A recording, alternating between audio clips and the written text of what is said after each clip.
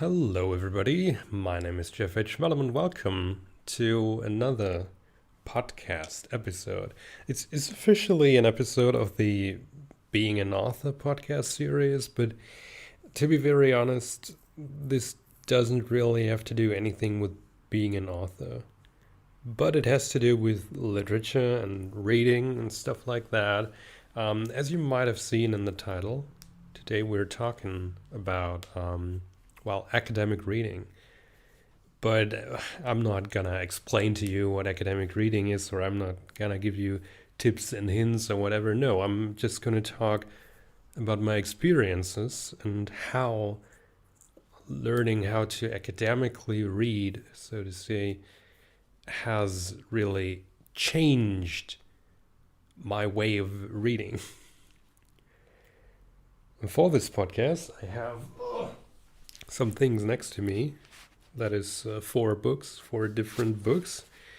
I'm not gonna tell you which ones, at least not yet. I am gonna tell you, because I think I want to partly speak about them as good examples for the point I want to make.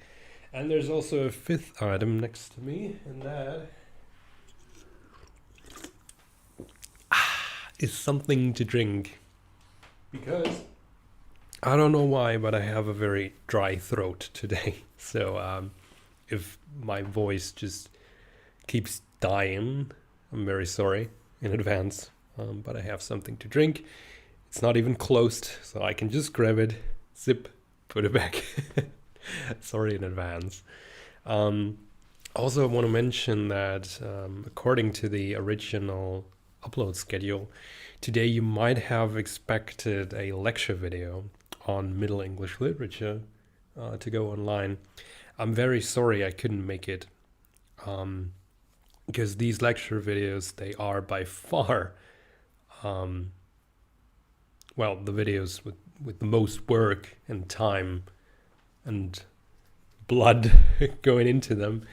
And since I am university-wise in an exam phase again, well, my time schedule is quite full, and I really thought I could make it until February 8th to finish another lecture.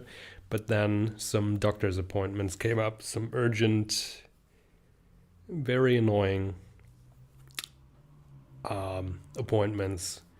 And that ate so much of my time as well as my motivation. I'm not sure if you can understand that, but sometimes when you know there's something gonna happen and it's not gonna be too nice, it kind of drains your motivation for doing anything. Or you just want to, drown your thoughts in just, things that keep you busy. Like, I don't know, meeting friends, playing video games, stuff like that. But really working hard for a video like that, it just doesn't work. But I'm still working on the lecture, on the content. I'm almost ready to capture it very, very soon. Hopefully it goes online next week. And if not next week, then definitely the week after that. But I'm currently aiming for next week. However, that's not what this video is about. I think I've been talking about stuff like that for 5 minutes now. No, we're in a podcast about academic reading, or how university shaped my way of reading. Before I'll tell you how it shaped that and what it really did, I want to go for the most positive aspect.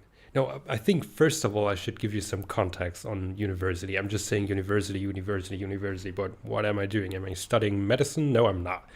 I'm studying, actually it's hard to define because I'm studying so many things at once. But let's say two of my main focuses in university are literature in the context of any English literature, and by any English literature I mean mostly British and American, but I've also had seminars about others like Australian, Canadian, New Zealandian, and I think I've also had some Indian English texts, um, and literature in the German context as well. And apart from that, another of my main focuses is linguistics, also both in English, any English, and German. However, that is not everything I'm studying. It's a little complicated, but let's keep it like that for now. So, what's important for you and for this podcast right now is that one of my main focuses in university is literature in the English language, any English variety. And I had some modules that were focusing on, especially on British literature, over the course of time, similar to the lectures I'm also providing. So starting with Old English literature and going further until contemporary literature. So what we are reading today, even though it's still hard to define periods nowadays, because also when there was the Romantic period, people rarely called them we are in the Romantic period of literature, right? However, that's not what I'm talking about. I need a sip of water already. Jesus.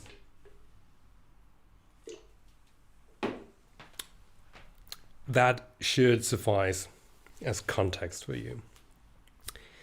Another thing about reading that I want to say, and I think I've mentioned that already in another podcast, is that I actually stopped reading, like reading novels, for a long time. I read a lot when I was a child, or especially when I was a very small child. I didn't read too much, but my parents read a lot to me.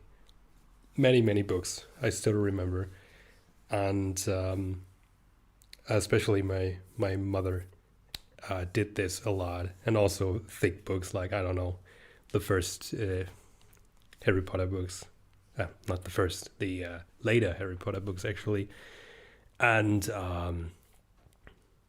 many others. And when I was also then engaged into reading, I still read a lot. Mostly child's or young adult books. Like I read the whole first season of Warrior Cats, for example. That is easy literature, definitely, but it is still a lot. Those are thick books, and I think the first season had like 6 books plus one. And then I also read some books of the second season, and also many other books. I read a lot at that time, and then suddenly I stopped reading. I think it was when I entered puberty, and then I was for some more years interested in comics and manga. Like I read the Naruto mangas and One Piece, some parts of Fairy Tail, some parts of Dragon Ball, of course, completely, and the Walking Dead comics. That was way later though. But I stopped reading books that I didn't have to read. Of course, there were some books that I had to read for school, but I actually skipped most of them or big parts of them because I somehow just couldn't find any more fun in reading. It just disappeared all of a sudden. And this happens to many people when they enter puberty. I think actually most children read until like they are 12, 13 maybe, and then they stop. And sadly, only like every third or fourth person then starts reading again. And at that point in time, I didn't. And actually, I stopped for almost 10 years. I think I stopped reading for like 7 or 8 years until I entered university. And I was actually I'm still a little confused why I decided to enter, you know, put literature as one of my main focuses in university when I haven't read any book for like 7 years. But I did, and I'm glad I did because I had in the very first semester of university, I had an amazing um, lecturer in one of the literature seminars in British literature. That was. I cannot mention his name, or I think I could, but I think I shouldn't. Um, but he was and still is an amazing lecturer. And he really brought back motivation to read to me. And only then I started reading again. But I realized that I have missed out on lots of things. Like I haven't, at that point in time, I haven't read any of the, you have to read books, and also nothing of the past 10 years. I never read the final Harry Potter book as well. And I've actually never read the first 3 or 4 Harry Potter books. Those that people consider as books you have to read in your life. And yeah, there are many others. However, I started reading then and I realized that I am now an extremely slow reader, but I will make another podcast about that at some other point in time. Today, I want to speak more about what happened then. Because, yeah, I started reading again, but it was different. I remember when I was a child, and also when I still meet people today who still read, and I'm always glad when I meet people that still read, because it seems to become a rarity, which is, especially for me as an author, quite sad. And I realized that I stopped, when you read a book, you read it for entertainment, right? You read it like as if you were watching a movie or watching a TV series, listening to music, playing video games, whatever your media connected hobby is. You do it for entertainment. You just want to take in the story and get engaged with it and the characters, the atmosphere. You want to feel it, make your own pictures in your head, and you just burst through it. And then it was either a good experience or not, and you either finish it or drop it. And it's entertainment, right? It should be entertainment. However, I somehow couldn't do that anymore because, it already starts in school when you read books in school, that you kind of have a different approach. And I think this is also what frustrates so many people in school. Like, for example, I was in school in Germany for many years.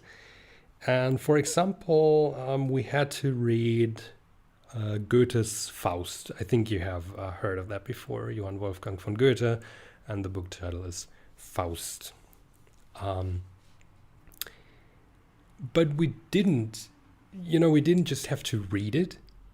It was not just read the book and then we'll discuss it and share our opinions and then that's it, which I think would be a nice thing to do in school.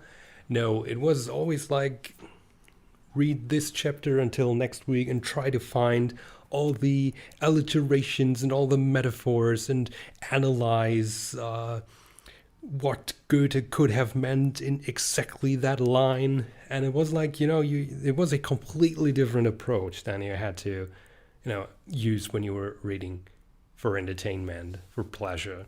And this is why I think so many people hate this literature kind of stuff in school. And that this perhaps also destroys the magic of reading as a thing of pleasure. Short little discourse. I've also heard about someone who was studying, I don't know what he was studying, but in his university he had to constantly analyze films, movies. But also in this approach, not just watching it for entertainment, but going for how is the camera angle there, what does the lighting do, which tone of music leads to what atmosphere, and why is that, you know, blah. And it destroyed watching movies for this person, because when he started watching, I don't know, The Matrix the next time, he couldn't think about anything else but, oh, it would have been so much better if the camera angle would be like a meter to the left, something like that. And this is a little what I think happens also to many people when they start overanalyzing books in school. Now the thing is, that was in school. And now imagine doing that in university. Because university, analyzing on a university level, like an academic level, is yet again a step further. So if you were in school and you hated analyzing, interpreting, whatevering books, you definitely shouldn't do that in university, you know, because it breaks it down even further and might happen to you. Same thing that happened to me, that you really unlearn to read for pleasure. And I realize that a lot now, because in university, sometimes you speak about one book for a whole semester. So for like 5 or 6 months straight, you speak about one book and you really analyze it until there is nothing left to analyze. And even if you are just talking about one book for only 90 minutes, so for one unit of a seminar, you also go so deep. And instead of focusing on one thing for 90 minutes, one interesting thing, no, you analyze everything you can analyze in 90 minutes. That is da da da da da da da. That happens. And this is a good thing, because you're studying that and you just have to have broad knowledge about it. That's why you're studying that.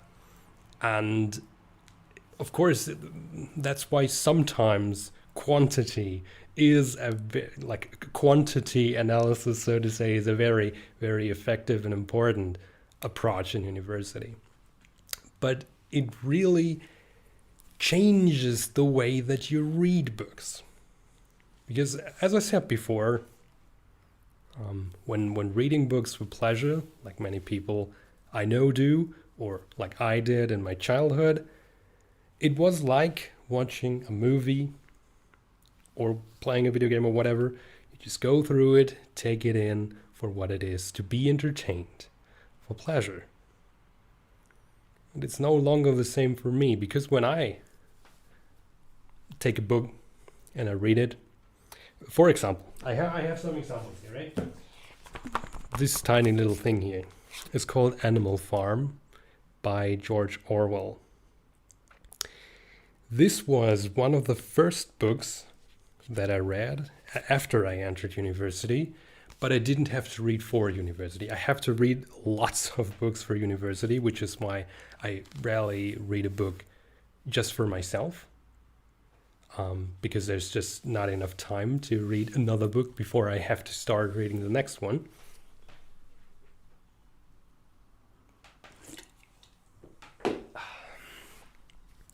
But this was one, and it's very short. It's only like 90 pages long, which is why I thought I could fit it in. And then actually it became useful because I decided to take this book as part of an exam as well. So it also helped me for university, but that was not the initial intention. I read this book and I realized very, very quickly, after only like five pages, that I am not just reading it for the story. Because I stopped at every second or third word and thought about too much, like, what does it tell me? And then I started, Googling around about the author and the time it was created. And instead of just, for example, taking the characters as the characters they are, I thought more and more, I spent hours on just thinking about what could this person or who could this person really be based on. I did historical research to really find out which animal and animal farm is based exactly on what Russian revolutionary general, whatever. And I was not satisfied until like after reading one page. I didn't have like three things to know about context, three things I know about the themes, and three things about the form the author picked, George Orwell. Um, and I stopped a lot and thought like, oh, this is a nice alliteration. I think when I was a child, even if I would have known what an alliteration was back then, I would have never stopped and said, oh, that was an alliteration. Nice. No, I would have never done this. But now I cannot unsee things like that, you know? And then I start overthinking, oh, might that be a metaphor for something? And I'm not just theorizing and then leaving it there. No, I'm starting to do research then. If there's just, I don't know, let me pick any page, like page 35, and I don't know, there is electricity here. And then I start thinking, okay, electricity. Is it just electricity? It can't be. What does electricity sounds like? Energy, power, something that pushes you forward, perhaps, but also is very dangerous, can hurt you a lot. What could it mean in this context? Every single noun I started over interpreting. And I think to many people, this might be very, very disturbing, especially those who are just reading for fun. And sometimes I really wish that I could just start reading for fun again. Once again, I realized that just a couple of weeks ago when I was going to the library and just getting a book, random book, Heart of Darkness by Joseph Conrad. And I was just, it sounded interesting. I just wanted to read it. And I realized once again, after reading 3 pages, that I just cannot read for fun anymore. I started doing the same thing again. And yeah. I also got 3 more books here that I wanted to talk about. But I think since I talked a lot about Animal Farm right now, I think it doesn't make any sense. But I realized it a lot when reading Lord of the Flies too, by William Golding, which is actually a great book. I enjoyed it. I was entertained by it a lot. But I just, there is this, I forgot the word right now, but this shell that they use for, how are these things called? These shells that you find in the ocean, when you blow into it, they go like a horn, like "Ooh," those very loud things. How was it called? Give me a second.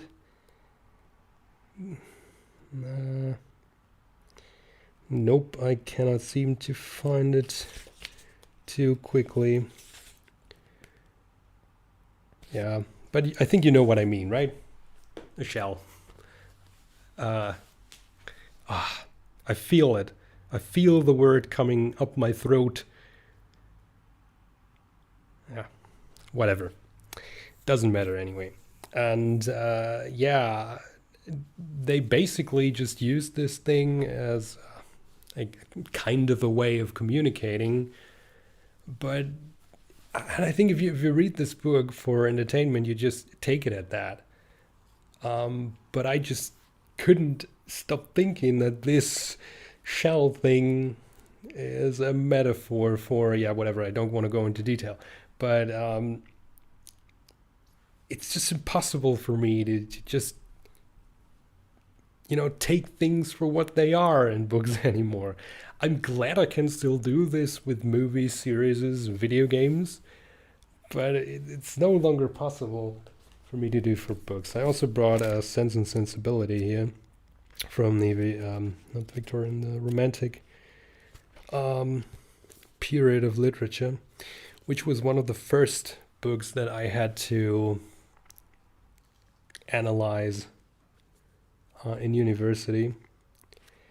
And this one sticks in my memory still, because in Sense and Sensibility, I also started overrating and overanalyzing it, but in a different way. Here I was not too much looking for, for metaphors, alliterations, or whatever, but I was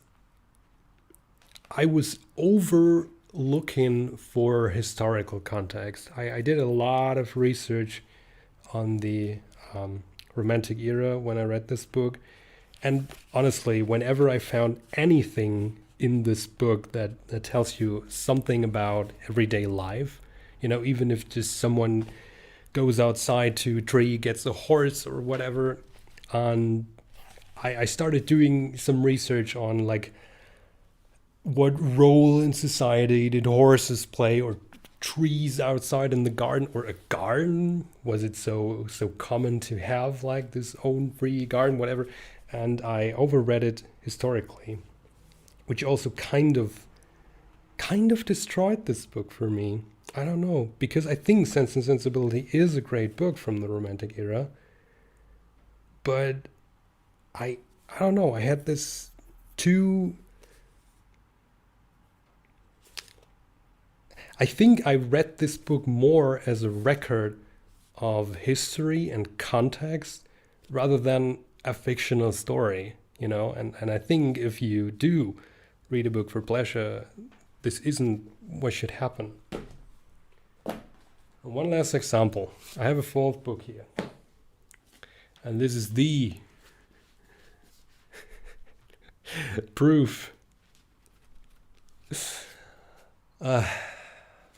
for how university changes your way of reading. And that is because you start reading and spending lots of time with books you really don't enjoy. If you just read for entertainment, you read, books you are entertained by. And if you are not entertained by a book, even after 50 pages, I think you should just drop it and then either give it away to somebody else, or sell it, or just put it in your shelf, never touch it again. Doesn't work when you're in university. Yeah, there are lots of books that you can enjoy, definitely, but there are also many books that you don't.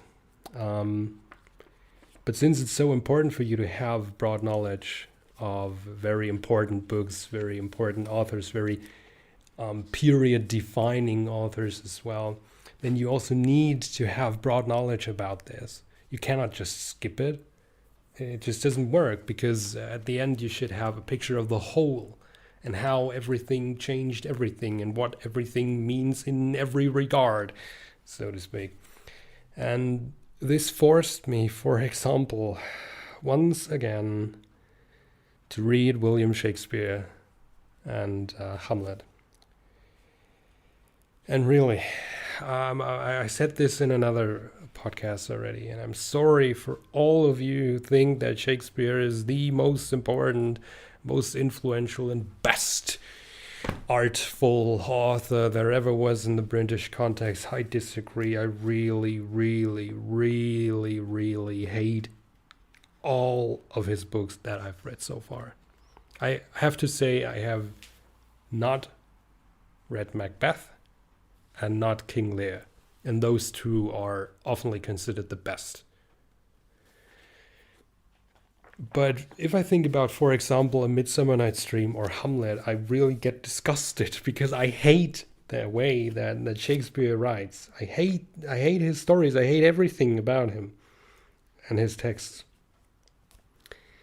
But still, for university, I had to spend so much time on this book, not just reading it, which takes long enough already, but also, reading it critically, reading every page 3 or 4 times to find every detail there is in there, every connection, every figure, every style of form thing, every context based whatever,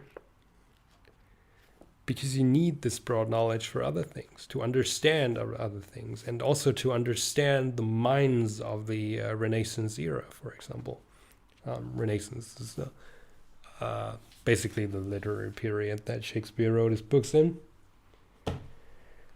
And it made me read this, even though I really don't enjoy it. And if I were ever to read a book for pleasure again, my last idea would be to read a Shakespeare book. Jesus, I really, really don't enjoy that. So, what's the point I want to make here? I'm not sure, actually.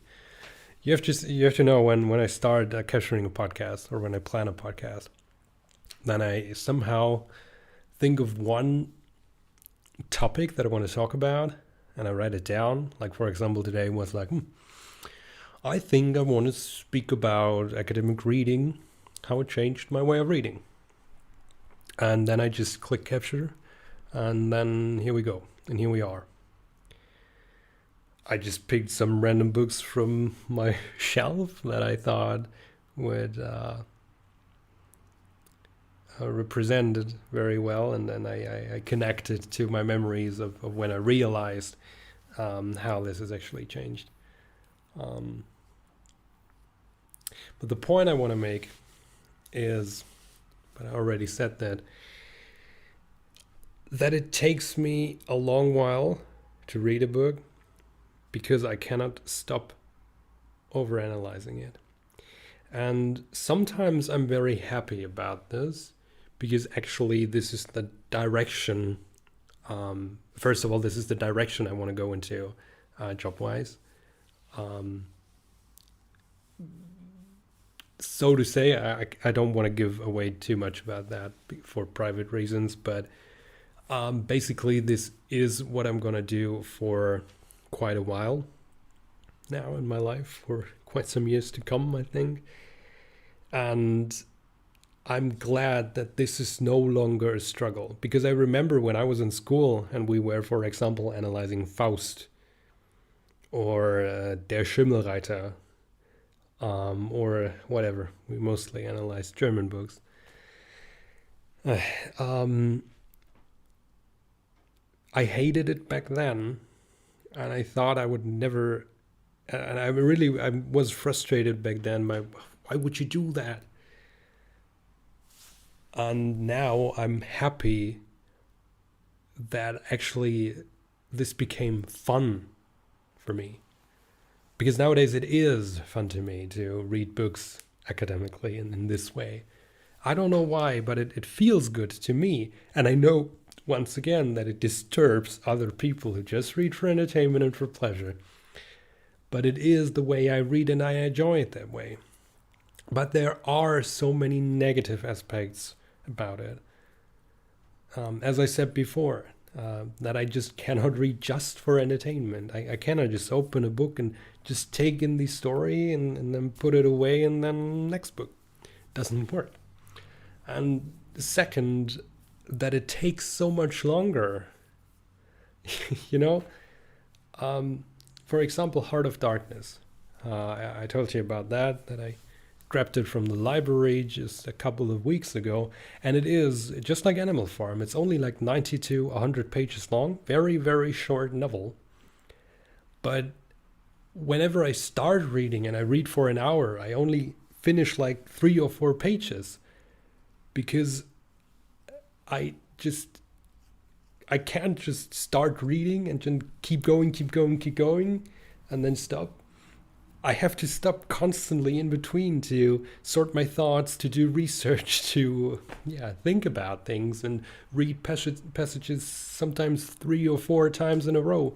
Not to understand it, but to really look for something in between the lines actively. And yeah, this is why, I don't know. I think if you thought about how you read books, novels, you probably would say, like, I don't know, if I read 2 hours in the evening, I finish, like, I don't know, 50 pages or more. Yeah, not for me. I finish like 4 pages in an hour. So if I were to read 2 hours long, which then gets very exhausting, by the way, I might finish perhaps 10 pages. Which is why I have never read something like, I don't know. I bought the book Dune, the first Dune book, and I'm afraid of starting it because it is very long.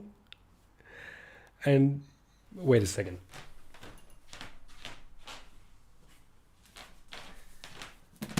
I get it here. The first Dune book in the edition that I have. This is the afterword, terminology, appendix. Okay, here it is, Dune. Okay, it is around 800 pages long. So, let's calculate. 800 pages. And I finish, let's say, okay, because it's a long book, maybe I would really force myself into reading a little faster. Let's say 1 hour for 10 pages. Okay? That would mean I'm very bad at doing math in my head, but that would mean 80 hours to finish this book, right? 80 hours. If I read, let's say, one evening every day, would take me 80 days, which is a long time. Have I miscalculated right now? And I also think I wouldn't even do. I think I wouldn't. I just couldn't finish 10 pages in an hour. Maybe it's just 5. Then it would be 160 days. 160 days is half a year for just one book. That's a lot. That is a lot, isn't it? Well, probably you would finish it in like less than a month, perhaps 2 weeks, 3, I don't know. And I have a very big bookshelf. No, it's not a very big bookshelf. Okay, I have a very stuffed bookshelf. It's filled with many, many books that I haven't read. There are probably like 100 books there, and perhaps I have read like 10 of them. These are not all the books that I have, because there are still many books I have at my parents' house. But yeah, from those I have here, maybe I've read like a maximum of 10%. So how many years will it take me to read all the other 90 books? And there are more books that I don't have that I want to read as well. And there will be more books that I have to read for university over the next couple of years. This is the big downside of this. And this is also what motivates me to relearn reading for pleasure and entertainment.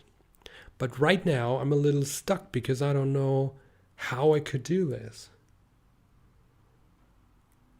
I don't know. I forced myself too much into this academic approach that I really unlearned the other way around.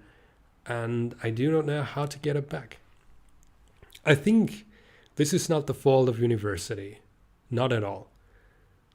This is perhaps just the fault of myself. I think you can be like this. I do know many people in my university who still can read for pleasure.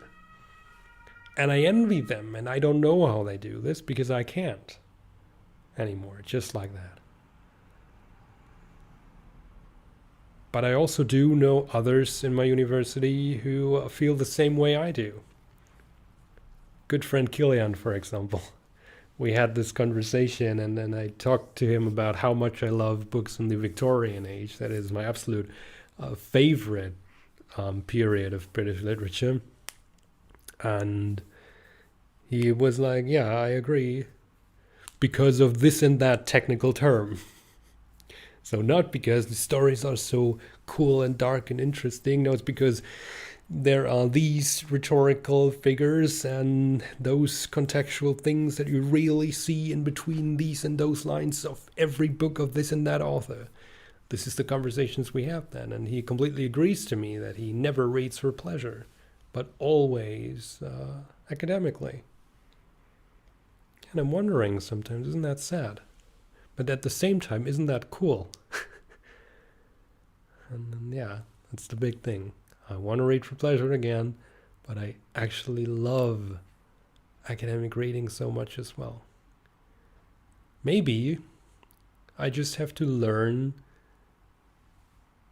to read academically, but quicker. Maybe that would be a compromise or something like that. A solution? Hell, I don't know. And I think I've made my point. I think that's enough for today. I would really, really love to hear your opinions on that, and also your experiences with that. Have you also read academically? Maybe not just in school, but after that? Or if you only did it in school, how did you like it? Did you enjoy that? Did it shape, or did it actually block your reading as well, like it did for me and many others? How do you read today? Do you just read for pleasure? Do you read quickly, and are you happy with that? I think you are, aren't you? Thank you so much for listening. I'm very happy I was able to record another podcast today, because as I said before, I'm in the exam phase right now. And right now it's only consumption. I watch the lectures over and over again and go through my notes, and I never speak right now because it's only, consuming the knowledge, going through it over and over again. But it's only taking, not giving, because there are no live things right now, nor seminars, whatever. They are over for this semester. And then just speaking for 40 minutes straight feels good. It feels good. It feels good. Okay, sorry. Next week will either be the lecture that I promised, the first one about Middle English literature, or let me have a look. Oh yeah, if I finish reading Heart of Darkness by next week, I think I want to do a short review video on that, either next week or the week after. So those will be the next two videos, the next lecture and the Heart of Darkness review. And then I have planned some other things for March. I'm excited how these will work out, but I'm positive it will be great. Okay, I have to get back to university stuff now. Learning for the next 4.5 weeks. When you see this, it's only 4 weeks left. My name is Jeff H. Malum. Make sure to check out my website, my Instagram channel, and my Patreon account to support me. And read you all soon. Bye-bye.